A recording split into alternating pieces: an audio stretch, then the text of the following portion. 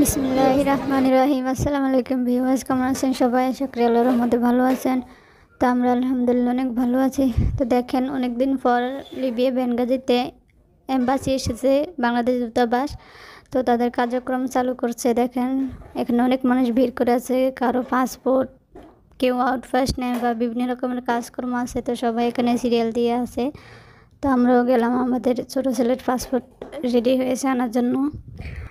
তো ওনারা এখন অবস্থানরত আছেন বেনগাজি গাড়ি ইউনিসে। তো যারা লিবিয়া বেনগাজিতে আছেন তারা অবশ্যই জায়গাটা চিনবেন।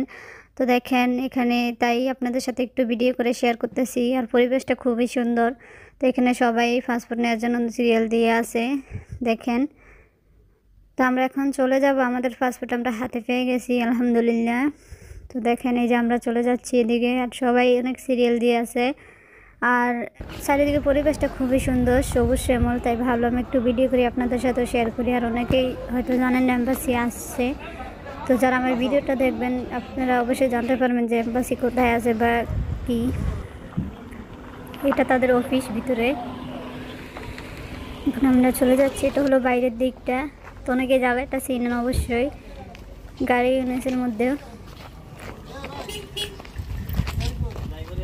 আমার কোনো ভুল ত্রুটি থাকলে অবশ্যই ক্ষমা সুন্দর দৃষ্টিতে দেখবেন। আমার ভিডিওটি ভালো লাগলে অবশ্যই লাইক, কমেন্ট ও শেয়ার করে দিবেন।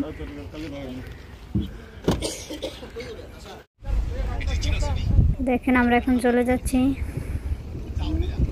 সবাই ভালো থাকবেন। আসসালামু আলাইকুম।